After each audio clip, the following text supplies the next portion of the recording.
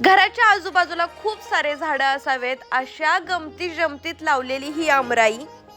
खरी मोठी आमराई तशी घरापासून बरीच लांब आहे. इथे पण काही कमी झाडं नाहीयेत.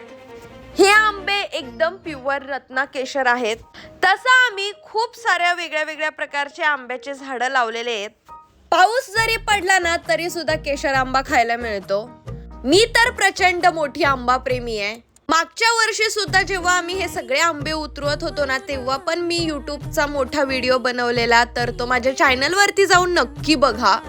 मला तर आज पाडाचे आंबे खूप सारे सापडले आणि मी भरपूर खाल्ले.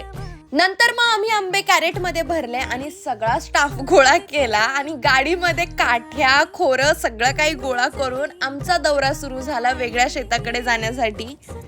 हे सगळं तुम्हाला खूप भारी दिसत असेल, पण खरं सांगते शेतकाम खूप अवघड आहे आणि त्याही व्यतिरिक्त गावाकडे इतकं भयानक ऊन आहे ना की तुम्ही 2 दिवस सुद्धा राहू शकणार नाहीत. उन्हाळ्यामध्ये खरी झाडांची किंमत कळते, त्यामुळे सगळ्या गावकऱ्यांनी जरा मनाव घेऊन भरपूर झाडी लावायला पाहिजेत.